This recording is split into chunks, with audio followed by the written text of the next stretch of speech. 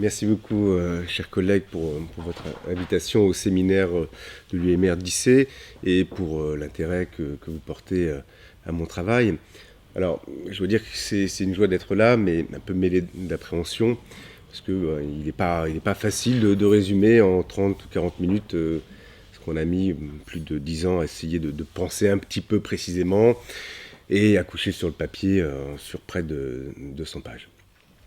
En tant que théoricien, philosophe du droit, je conçois mon travail comme consistant à construire de nouveaux concepts de la science du droit, mais j'ai aussi en tête la phrase de Jacques Derrida qui disait que dès qu'il est saisi par l'écriture, le concept est cuit.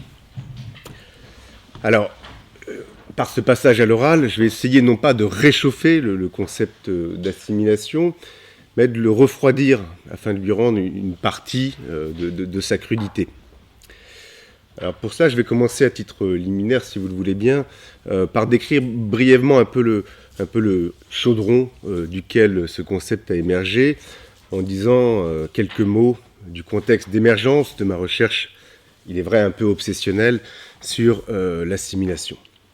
Cette recherche, elle est née en 2004 et elle est le produit de ce qu'on pourrait nommer aujourd'hui, par l'anglicisme, sérendipité, c'est-à-dire ces découvertes inattendues que l'on fait dans un mélange de hasard, d'accidents, de chance et d'intuition, et ensuite avec beaucoup d'acharnement. Donc pendant mon année de DEA, donc on est en 2004, à l'Université d'Orléans, j'avais formulé mon sujet de thèse, c'était un sujet de thèse de droit des affaires, de la manière suivante: l'assimilation des investisseurs à des consommateurs de produits financiers. Alors, ce qui m'intéressait, c'était non pas d'étudier, comme on le fait souvent, l'influence d'une discipline sur une autre, genre droit de la consommation et droit des marchés financiers, mais pragmatiquement de rechercher les moyens de permettre aux investisseurs, notamment les non-professionnels de la finance, d'invoquer les dispositifs de protection du code de la consommation, de consumérisme de manière générale, sachant bien qu'en toute rigueur, ces investisseurs ne sont pas des consommateurs, en tout cas du point de vue de l'analyse économique. Donc l'assimilation, c'était mon levier. Et je dois dire qu'initialement, mes recherches n'étaient pas du tout tournées, en tout cas à cette époque-là, vers la théorie du droit et la technique juridique en particulier. Je ne me destinais d'ailleurs pas à la recherche fondamentale en droit. Et pour tout dire, je pensais devenir avocat spécialiste de droit des affaires. Alors ce mot d'assimilation, il a changé ma vie de chercheur en tout cas, et peut-être même d'une certaine manière ma vie tout court. L'assimilation m'a littéralement ensorcelé. Donc en mobilisant ce terme et en le prenant vraiment au sérieux, il devenait la véritable énigme de ma thèse, de sorte que cette thèse s'est progressivement transformée, alors après moult péripéties dont il est plus sage ici que je passe le détail, en une thèse empirique et inductive de théorie et de philosophie du droit et de la technique d'assimilation en particulier. Donc l'hypothèse des investisseurs aux consommateurs, de l'assimilation des investisseurs aux consommateurs, aujourd'hui qui est une hypothèse largement confirmée en droit positif, du fait des évolutions de la législation dans ce domaine,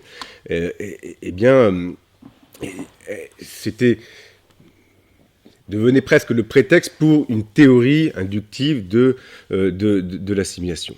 Il était intéressant cet exemple parce que c'était un processus d'assimilation d'une certaine ampleur, puisqu'il touchait toute une discipline, enfin deux branches du droit, et que c'était un processus d'assimilation en train de se faire et problématique, puisqu'il était contesté en doctrine. Alors, au moment où j'ai commencé à prendre l'assimilation au sérieux, c'est-à-dire à m'intéresser au cadre théorique de l'assimilation dans ma thèse, on n'avait pas énormément de travaux qui parlaient de l'assimilation. On disposait de la définition d'un dictionnaire juridique, celui sous la direction de Gérard Cornu, définition au demeurant excellente, et de quelques travaux de thèse qui portaient sur la fiction. Je pense notamment à ceux de René Desquers et d'Anne-Marie Leroyer, alors qui lui consacrait quelques pages, c'est vrai, mais des pages très intéressantes, limitées, cela dit, en volume. La thèse que je vais défendre ici, puisque vous avez compris que je ne vais pas résumer l'intégralité de cet ouvrage, elle est dans le titre, hein, c'est l'assimilation est une opération du droit à part entière et un argument avec lequel on peut plaider. Donc je vais en dire un premier mot de cette approche dans mon premier point. Donc, mon approche, ce qui me paraît intéressant, si vous voulez, c'est pas tant la définition de l'assimilation. Je trouve que celles existantes, et il y en a plusieurs, tiennent plutôt bien la route.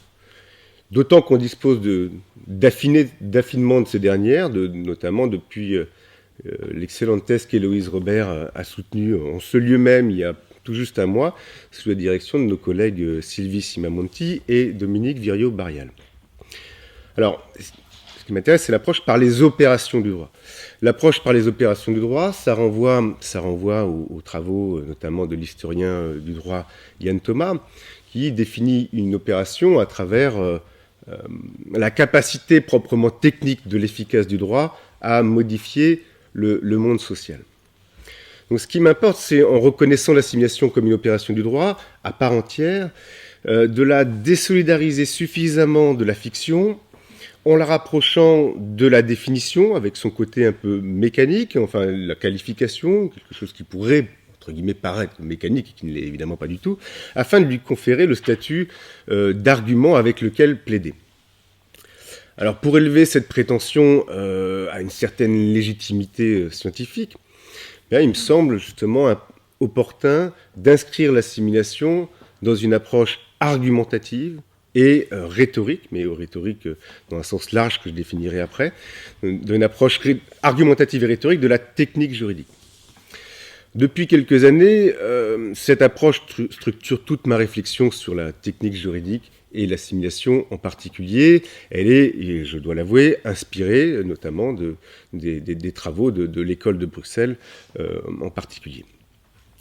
Et je donne tout de suite la thèse que je vais défendre. Je soutiens l'importance de prendre au sérieux l'ontologie rhétorique du raisonnement juridique. J'y reviendrai. Mais d'abord, il me semble important de prendre la mesure de l'assimilation en droit, et c'est mon deuxième point. Dans la science et l'art juridique, l'assimilation, elle est partout opérante, mais presque nulle part pensée de façon un peu approfondie. Mon intérêt pour cet outil de technique juridique, injustement mal connu, est, pour prendre une métaphore issue de la mécanique de précision, d'en faire un outil coupant de la technique juridique. Alors, le terme assimilation semble venir, si on en croit Jean-François Ferraud, dans son dictionnaire critique de la langue française, il semble venir du palais. Donc il aurait une dimension judiciaire, juridique, naturellement.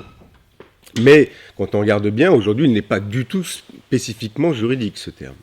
On le retrouve en tant que processus naturel ou culturel et bien documenté, tant dans les sciences de la matière, en biologie végétale, l'assimilation chlorophyllienne, en pétrologie, en chimie des matériaux, que dans les sciences humaines, évidemment en sociologie, en anthropologie, en pédopsychologie, les travaux de Jean Piaget notamment. Et donc, c'est plutôt bien documenté dans ces disciplines.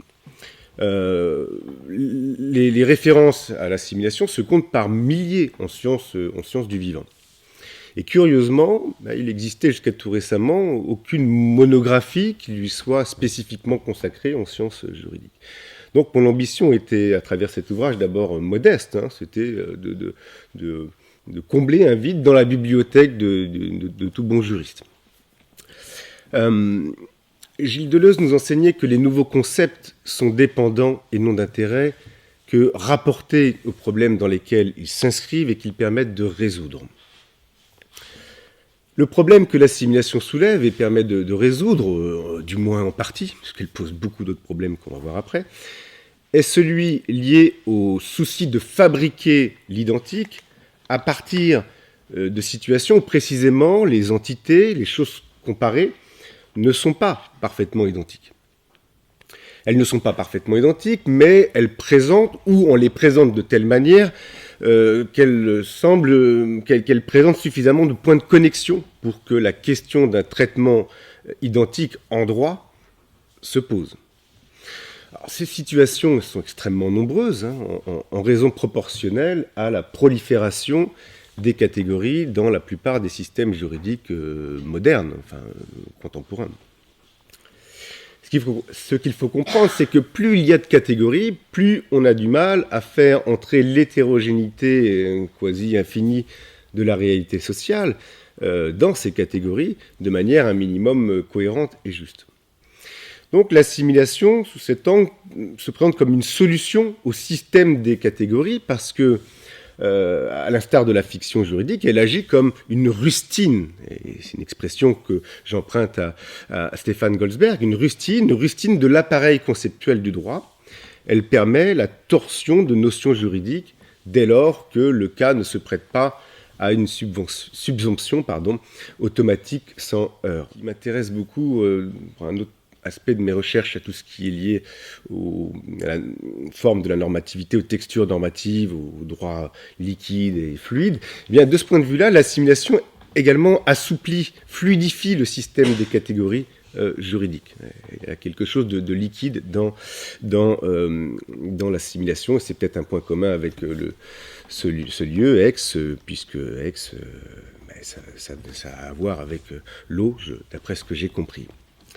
Donc il n'est pas étonnant que l'assimilation se présente comme une technique omniprésente en droit, du fait de ces catégories très très nombreuses qui sont multipliées. Et c'est mon troisième point, l'assimilation est une technique omniprésente, tant en droit français qu'étranger. En droit français, c'est quand même le droit que j'ai le plus étudié, on peut en dénombrer plus de 6000 manifestations explicites, donc avec le marqueur assimilation ou un vocable associé, donc le substantif et bien sûr les épithètes, dans les codes français, rien que dans les codes français. Donc ce qui représente à peu près 4% des textes législatifs ou réglementaires, si on étend ensuite aux textes non codifiés. Un collègue canadien me faisait remarquer qu'on retrouve l'assimilation très fréquemment dans un emploi légistique. L'assimilation a vraiment des liens avec la légistique. Dans un emploi légistique dans la législation québécoise, et donc c'est pas du tout une spécificité française. Le phénomène est même sans doute quantitativement beaucoup plus important si l'on tient compte des manifestations implicites, des raisonnements par assimilation. Souligné Stéphane Goldsberg, avec lequel j'ai été beaucoup en discussion pendant toute l'élaboration de cet ouvrage, les processus d'assimilation travaillent de façon plus diffuse, tacite et profonde dans la coutume. Donc, alors là, plus difficile de la voir, mais parce que ça s'opère sur des temps longs. Donc on peut retenir que l'assimilation n'est pas du tout l'apanage d'une source du droit. Elle est omniprésente dans chaque système juridique, notamment dans les systèmes de common law, où le mécanisme d'assimilation revêt même une dimension obligatoire à travers la règle du binding precedent et tempérée, il est vrai, par celle du distinguishing. Elle se trouve même dans le droit talmudique. Alors je ne développerai pas ce point parce que ça dépasse mes compétences, mais on a fait quelques recherches et on retrouve le mot assimilation dans le droit talmudique. Alors, ce qui me semble intéressant dans les années à venir, c'est vraiment d'approfondir cette recherche pour élargir notre base empirique d'exploration, parce que on a besoin d'une perspective multidisciplinaire d'histoire du droit et de droit comparé pour élargir cette observation du phénomène d'assimilation. Cela dit, toutes les manifestations d'assimilation ne sont pas intéressantes au même titre. Et c'est mon quatrième point. Des manifestations foisonnantes, mais pas toutes intéressantes au même titre, puisque certaines sont, on pourrait les qualifier d'éliminables, et d'autres sont inéliminables. Alors, on peut qualifier d'éliminables toutes les manifestations qui se présentent sous la forme A ou est assimilé à B, ou X est assimilé à Y. Alors ces formes d'assimilation sont très nombreuses en législation et participent d'une forme de la définition qui reconnaît les problèmes de la définition légale, avec cette difficulté de tout faire entrer dans une catégorie, d'en clôturer le système, tout en réglant le problème, puisqu'elle définit le plus souvent, de façon très précise, ce qui rentre dans la catégorie. On peut avoir des listes comme ça d'extension de la définition. Je donne un exemple tiré du Code du travail, mais on en trouve dans tous les codes. Hein. L'article L7111-4 du Code du travail énonce que sont assimilés à des journalistes professionnels les collaborateurs directs de la rédaction, rédacteurs-traducteurs, sténographes-rédacteurs, rédacteurs-réviseurs, reporters-destinataires, reporters-phonographes, etc. Donc dans ce cas, on aurait pu se passer de l'assimilation, en énonçant tout simplement que les journalistes professionnels sont tous les collaborateurs directs et réguliers d'une rédaction. Mais le fait qu'il y ait le mot assimilation, ça révèle quelque chose, me semble-t-il, ça révèle que le législateur a conscience qu'en toute rigueur, dans une conception, disons, entre guillemets, essentialiste de la catégorie de référence, un traducteur ou un sténographe n'effectue pas à proprement parler un travail de journaliste. Si on assimile une profession à la profession médicale, c'est bien parce qu'il ne s'agit pas de médecin. Si on assimile un véhicule à une voiture, c'est en toute logique qu'il ne s'agit pas d'une voiture, faisait remarquer Stéphane Goldsberg. Donc l'idée, ça serait que le législateur essaierait d'éviter d'être pris en flagrant délit de qualification tronquée quand il emploie l'expression assimilation, quand il étend la définition en recourant à l'assimilation. L'autre forme d'assimilation, donc qu'on peut qualifier d'inéliminable, elle est plus problématique et plus intéressante dans la perspective de l'argumentation juridique qui est la mienne. Je ne dis pas que l'autre forme n'est pas intéressante, hein, mais elle est plus intéressante dans la perspective de l'argumentation juridique que j'adopte ici. C'est la forme en « et assimilé ». Donc on a la définition, une définition réelle, substantielle, et assimilée, sans autre précision. Les assimilations de ce type, elles sont également très nombreuses en raison de l'incapacité du système de la codification à régler toutes les situations pratiques. Alors je vais en donner un exemple rigolo, parce que sinon on vient de déjeuner, on risquerait de s'endormir. Un exemple imagé et concret que j'ai trouvé près de chez moi sur l'île Lacroix à Rouen. Un panneau merveilleux, je trouve, panneau d'interdiction de stationnement. Stationnement interdit aux camping-cars et assimilés. J'ai jamais vu ailleurs ce panneau, c'était sublime, il n'y a pas très longtemps, lorsque ils l'ont installé quand a paru mon ouvrage là, en février 2022. Alors elles sont plus intéressantes, ces assimilations, parce qu'elles nécessitent de faire l'épreuve de l'assimilation. Elles doivent être éprouvées et donc prouvées. On va essayer de le faire ensemble. On ne sait pas quels sont les véhicules assimilés à des camping-cars. Dire, bon, ok, un camping-car, c'est un camping-car. Mais est-ce qu'un combi Volkswagen doit être assimilé à un camping-car ?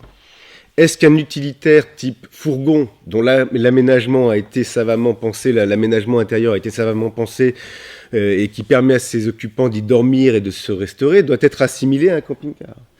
Est-ce qu'une voiture équipée d'un kit camping-car, j'ai vu que ça se développait beaucoup sur Internet, doit être assimilée à un camping-car, alors même que cette voiture ne prend pas davantage de place de parking qu'un autre véhicule de tourisme ?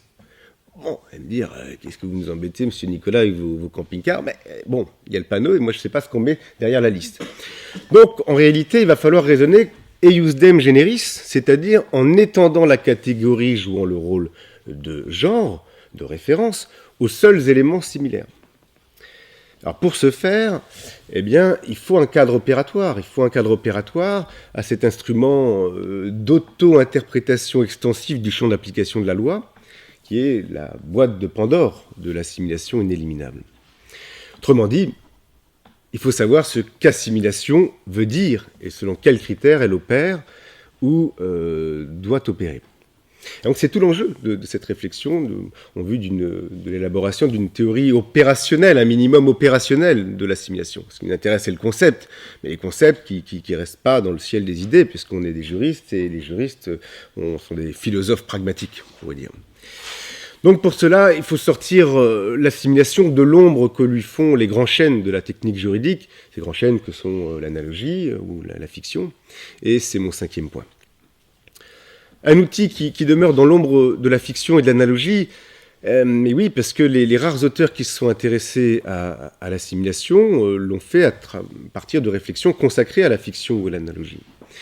Si on envisage les rapports de l'assimilation avec les principaux procédés intellectuels du droit, la définition légale, l'analogie, la fiction juridique, voire la présomption, on voit que l'assimilation est un tout petit, peu usuel, dit Gérard Cornu, procédé de technique juridique. On sait l'importance que la fiction occupe en droit. Pour certains, tout le droit serait une fiction, un système de régulation sociale qui fonctionne globalement bien parce que la grande masse y croit, ou fait semblant d'y croire. C'est la thèse, on a reconnu là la thèse de la nature fondamentalement fiduciaire du système juridique comme système de régulation sociale. Alors qu'il y a une littérature considérable sur la fiction juridique, je ne veux pas y revenir. Je vais juste évoquer l'une des dernières théories sur la fiction qui m'intéresse dans la perspective de mon propos, la théorie proposée justement par Stefan Goldsberg, qui est la plus pragmatique et économique de la fiction, une théorie qui, si l'on va au bout de ce qu'elle propose, montre, d'ailleurs à rebours de ce que je cherche à faire, l'inutilité de l'effort consistant à chercher à distinguer la fiction de l'assimilation. Pourtant, en comparaison avec l'importance quantitative de l'usage de l'assimilation, l'usage de la fiction, il est en réalité très modeste en législation et même en jurisprudence. On retrouve un peu toujours les mêmes exemples tirés du procès des 39 shillings dans l'œuvre de Jeremy Bentham, de l'enfant à naître assimilé à un enfant né chaque fois qu'il en va de son intérêt patrimonial, des immeubles par destination ou de la personnalité morale. Dans la perspective du raisonnement juridique, la fiction, c'était peut-être pas le cas en droit romain, comme l'a magistralement montré Yann Romain, mais aujourd'hui, la fiction, elle est assez peu opératoire. Elle est assez peu opératoire pour argumenter. C'est un instrument plutôt frustre parce que trop voyante. L'intéressant, c'est d'élaborer une technique juridique qui produise les mêmes effets de traitement identique que la fiction, mais qui n'apparaissent pas comme une fiction, qui soit plus proche d'un travail de qualification juridique des faits, sans bien sûr s'y confondre. Donc il fallait trouver une technique qui soit plus acceptable dans l'argumentation juridique. Il est possible de dire qu'on n'a pas besoin de l'assimilation puisqu'on a déjà l'analogie. On sait toute la place centrale que l'analogie occupe dans le raisonnement juridique, notamment dans les systèmes de common law. L'assimilation présente des liens très forts, évidemment, et étroits, voire confondants avec l'analogie. Gérard Cornu affirmait même que l'assimilation, c'est le maniement légal de l'analogie. Il me semble qu'elles sont distinctes, elle n'est pas réductible, l'assimilation, à un instrument légistique, puisqu'on la retrouve aussi en jurisprudence, dans la doctrine, dans la coutume. Alors, il est vrai que quand on lit certains auteurs, je pense par exemple aux travaux de Benoît Friedman ou de Anne-Marie Frison-Roche, quand ils utilisent le terme analogie, en fait, ils parlent d'assimilation, donc c'est vraiment très proche. Dans le sens que moi j'ai retenu, le sens philosophique, l'analogie, elle suppose d'établir des rapports de similitude entre deux situations, et c'est pas exactement ce que fait l'assimilation. Il y a des assimilations sans analogie, comme dans la plupart des milliers de manifestations de l'assimilation en tant que procédé légistique. Et puis l'analogie n'est jamais, ou très rarement, ou enfin pas à ma connaissance en tout cas, une norme de droit positif. C'est une technique de raisonnement. Elle relève de l'interprétation du droit et donc principalement du travail de la doctrine, en tout cas dans les systèmes de droit continentaux. Alors il y aurait sans doute beaucoup plus à dire sur ces rapports un peu problématiques entre analogie et assimilation, mais je ne veux pas développer davantage dans le cadre de cet exposé. Ce qui m'intéresse, c'est que avec l'assimilation, on peut se contenter d'établir des ressemblances, des similitudes, disons globalement convaincantes. Ce qui compte pour moi dans l'assimilation, c'est justement un certain relâchement du raisonnement juridique. C'est que grosso modo, les choses comparées se ressemblent sans être en tout point identiques et que cela paraît opportun de les traiter identiquement dans un souci pratique. Alors, allons-y, lâchons les mots de justice et d'équité. Donc ce relâchement dans la rigueur, dans la conduite du raisonnement juridique, pour moi, n'est pas une tare. Et c'est plutôt l'excès de formalisme qui pourrait être problématique. J'en viens maintenant au match assimilation contre fiction, et c'est mon 6e point.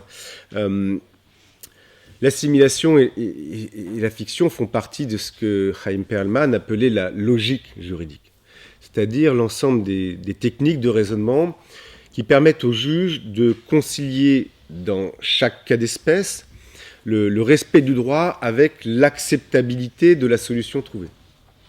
Donc d'un point de vue pragmatique, les deux concepts d'assimilation et de fiction sont très proches. Puisqu'il s'agit de réaliser une subsomption qui ne va pas de soi. La fiction juridique est présentée comme discours du faux, pour reprendre une formule en usage depuis les glossateurs, la certitude du faux tenue pour vrai dans un but pratique. Alors, l'intérêt, c'est qu'avec l'assimilation, c'est beaucoup plus économique d'un point de vue conceptuel, puisque l'assimilation n'a pas vraiment besoin d'arrière-monde pour exister. On est déjà dans un monde de faux-semblants. Il convient seulement de présenter les choses en insistant davantage sur les ressemblances que sur les différences. Et c'est, à mon sens, tout l'intérêt d'une théorie de l'assimilation qui est fondée sur la semblance. Et j'insiste bien, je n'ai pas dit ressemblance, j'ai dit la semblance sur le grosso modo, sur le globalement semblable, évacuant ainsi le problème du vrai et des essences qui nous posent beaucoup de difficultés en théorie et philosophie du droit. Alors, effectivement, c'est vrai que parfois, assimilation et fiction produisent les mêmes effets d'un point de vue pragmatique. Et c'est pour ça que la doctrine majoritairement présente l'assimilation et la fiction dans une relation de genre à espèce. Mais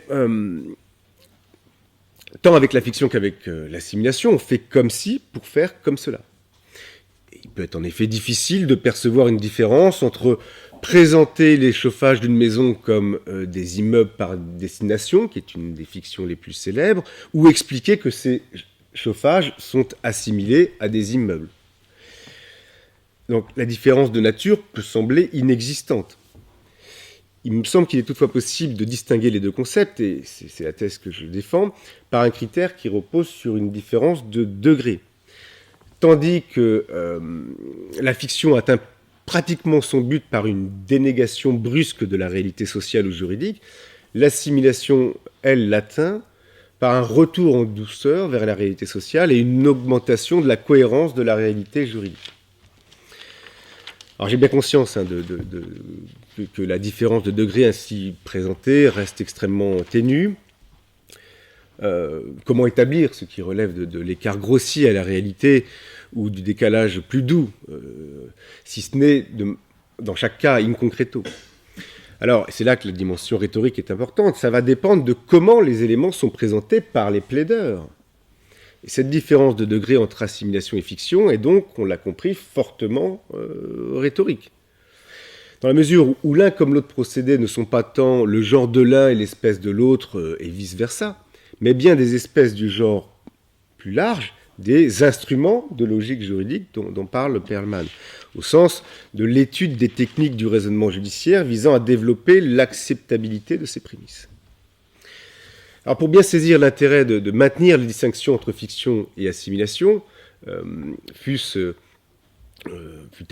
principalement rhétorique, il faut se placer sur le terrain de l'ontologie appropriée.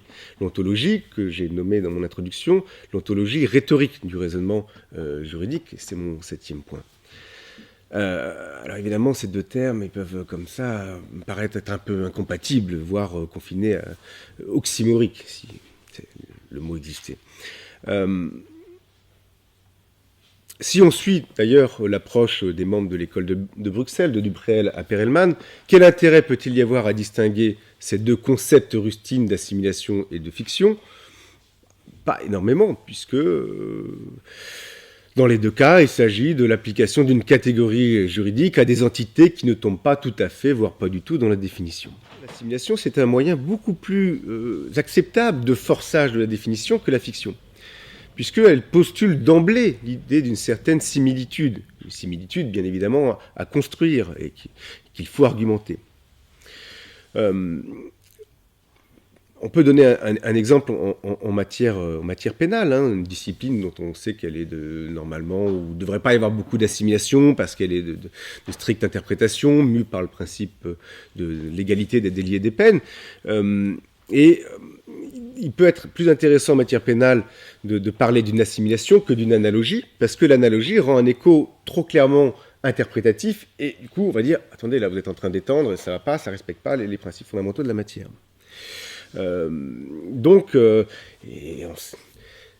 L'assimilation dans cette matière pénale est loin d'être absente, comme il a été montré, je l'ai dit tout à l'heure, par Madame Robert il y a quelque temps. Donc la plupart des auditoires à convaincre, en droit, conçoivent la fiction comme discours faux, ce qui la rend justement inefficace d'un point de vue rhétorique. On dira, bon, vous plaidez le faux, donc on ne va pas vous prendre au sérieux. Et l'avantage de se placer sur le terrain de la rhétorique est que, justement, eh bien, l'assimilation évite que l'on vous reproche de plaider le faux, même si, d'une certaine manière, vous faites la même chose. Donc, poser que la différence entre fiction et assimilation est rhétorique n'est en rien réducteur, il me semble. Je propose en effet de radicaliser la thèse de Stéphane Goldsberg. Si on prend au sérieux l'ontologie rhétorique et pragmatique du droit, la différence entre fiction et assimilation n'est pas seulement rhétorique, mais fondamentale parce que rhétorique. Donc il me semble qu'il convient de prendre la juste mesure de l'importance de la rhétorique dans l'argumentation juridique, et à laquelle est liée bien sûr l'argumentation politique. Donc la différence rhétorique entre fiction et assimilation est finalement ce qui fait que l'une est opératoire, l'assimilation, et la fiction non. Alors j'en viens à mon 8e point. L'assimilation, elle a un autre moyen d'être plus légitime et plus acceptable, c'est que si on l'analyse du point de vue des principes fondamentaux qui irriguent notre système juridique, nos systèmes juridiques, eh bien elle apparaît comme une opérationnalisation du concept développé par Perelman, du concept perelmanien de justice. Une opérationnalisation du concept perelmanien de justice. Plaider par assimilation, c'est mettre en œuvre le principe perelmanien de justice formelle, au sens où les êtres et les situations, se trouvant dans une position essentiellement semblable, doivent être traités identiquement. Vous voyez d'ailleurs le passage du semblable à l'identique qui est tout à fait caractéristique du raisonnement juridique. Et c'est d'autant plus justifié que l'assimilation se présente comme un possible principe général plaidable devant les juridictions du fait des liens étroits que l'assimilation a avec le principe d'égalité. Le principe d'égalité et de non-discrimination implique non seulement de traiter de manière identique les situations essentiellement semblables, mais aussi de traiter de manière différente les situations essentiellement différentes, donc éventuellement de désassimiler. Donc ça, c'est très intéressant puisque on peut dire que le principe d'égalité ou de l'assimilation est l'autre nom du principe d'égalité. Mais en réalité, il y a quelques différences que j'aurai peut-être le temps d'évoquer ou dont on parlera lors du moment d'échange. Donc j'en viens maintenant à mon avant-dernier point, 9e point. L'assimilation ainsi vêtue de sa rationalité, de sa légitimité dans l'ordre juridique, peut être un argument à plaider, avec lequel plaider. Un argument à plaider... s'intéresser aux opérations juridiques invite aussi à prendre en compte les contre-arguments que l'auditoire pourrait développer contre une thèse d'assimilation. Et quand on regarde ça dans une perspective d'argumentation juridique, on se rend compte que l'assimilation a beaucoup de contre-arguments contre elle. Une étude réalisée à partir de l'ouvrage Sans principe juridique de mon collègue Stéphane Goldsberg a permis d'inventorier dans cette recherche de nombreux contre-arguments que ne demande pas de rencontrer l'assimilation sur le terrain de l'argumentation juridique. Parce que l'assimilation sera toujours contestée ou contestable du fait qu'en droit prime d'abord la lecture littérale. Donc si l'assimilation n'est pas dans l'énoncé de la norme et qu'elle induit une interprétation extensive, alors évidemment ça pose un certain nombre de difficultés. On aura toute une série d'arguments qui vont s'opposer à l'assimilation. Donc pour le dire vite, parce que le temps passe, ce que l'on voit c'est que l'assimilation c'est un argument parmi d'autres. Une topique juridique. Elle intègre les moyens permettant de faire pénétrer à l'intérieur même du droit les principes généraux du droit, les valeurs et les droits de l'homme. Donc c'est une puissance rhétorique, mais qui est relative, qui et qui présente un certain nombre de dangers. Je vais prendre un exemple, et ce sera mon dernier point, mon 10e et dernier point. L'assimilation, c'est un argument à plaider, mais aussi une opération controversée et imprévisible, puisque, alors, par exemple, si assimiler l'homosexuel aux juifs ou aux tziganes dans le cadre du projet d'extermination nazi, alors c'est peut-être pas exactement ce qu'on peut entendre par justice. Mais assimiler aux juifs l'homosexuel ou le tzigane dans le cadre de la réparation pour crimes de guerre, eh ben ça l'est assurément. Donc vous voyez, il y a une réversibilité importante. Donc on comprend que comme tous les outils de raisonnement formel, même si l'assimilation comporte une part de déformalisation par rapport à la façon dont est conçu le principe d'égalité, mais l'assimilation est potentiellement dangereuse. On comprend la nécessité d'introduire dans la mise en œuvre, dans le maniement de l'assimilation, le critère éthique. C'est la raison pour laquelle il m'a semblé utile, une fois construit l'argument sociologique de l'essentielle similitude de situation dans les faits, d'adjoindre à cet argument celui de l'analyse en termes de coût-avantage, notamment au regard des droits humains. Donc si l'assimilation n'apporte pas plus de droits aux membres de la catégorie assimilée, ou si elle diminue le droit des personnes, bon là ça n'engage que moi, c'est une proposition doctrinale, tout à fait contestable, j'en conviens, il faudrait renoncer à assimiler. Contestable parce qu'elle est clairement juste naturaliste. De même, il est parfois discriminatoire de conserver un traitement identique à des personnes qui ne peuvent pas être considérées comme semblables. Donc parfois, il faut désassimiler. Donc l'assimilation n'est pas non plus l'alpha et l'oméga, elle ne règle pas tous les problèmes. Bon, je vois que le temps a beaucoup avancé et j'ai beaucoup parlé. Ce que j'aimerais dire en conclusion, c'est que l'importance de ne pas dissocier l'éthique lors du maniement de la technique juridique, comme nous l'enseignait Chaim Perlman, et vous dire aussi que je suis très heureux de voir que de jeunes chercheurs s'emparent de l'assimilation, et notamment ici à Aix, mais ailleurs, je l'espère aussi, d'une façon originale. Ce qu'on peut dire, c'est que l'assimilation fait aujourd'hui partie de la vie juridique, comme le disait Paul Fourier. Et ce que j'aimerais et ce que je souhaiterais, c'est qu'une recherche collective d'ampleur puisse voir le jour et au travail auquel nous nous attelons et que je vous invite à rejoindre. Je vous remercie pour votre attention.